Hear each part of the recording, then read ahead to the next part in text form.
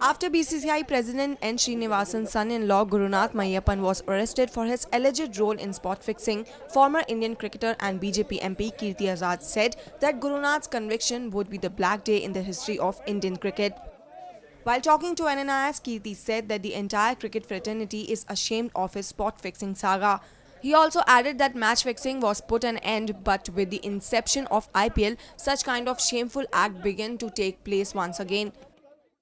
Match fixing भी हुआ था तो हम शर्मसार हुए थे, स्पॉट फिक्सिंग भी तब भी शर्मसार हुए। 99 में बैन कर दिया गया था खिलाड़ियों को, तो 2008 जब तक आईपीएल नहीं हुआ तब तक कुछ गड़बड़ी नहीं हुई। उसके पहले मैच फिक्सिंग सुनते थे, अब स्पॉट फिक्सिंग की बातें सुन रहे हैं। मैं तो केवल इतना कह सकता हूं कि बहुत ही शर्मसार हुए हैं।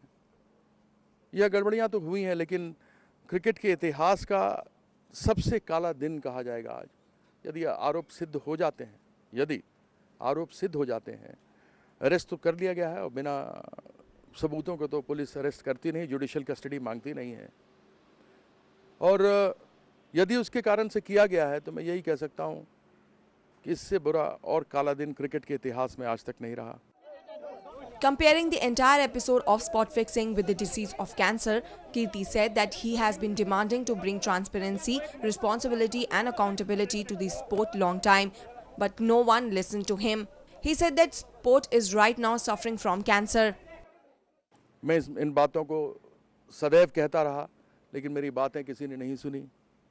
मेरा मजाक उड़ाते थे, ये राजनीतिक लोग मिलकर हंसते थे मुझ पर।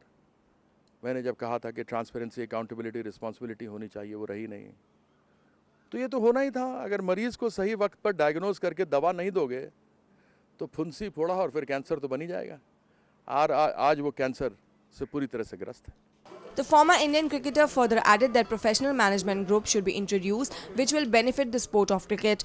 जिस प्रकार की परिस्थिति बनी है, मैं केवल इतना कह सकता हूं कि विश्व भर में प्रोफेशनल मैनेजमेंट ग्रुप घूमती है और वह सारे खेलों को चलाती है।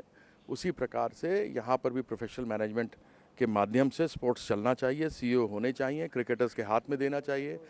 हाल तो बीसीसीआई का भी इंडियन ओलंपिक एसोसिएशन जैसा हो गया, लेकिन बची इसलिए क्योंकि 80% पैसा पूरे विश्व भर में क्रिकेट का उसी का है।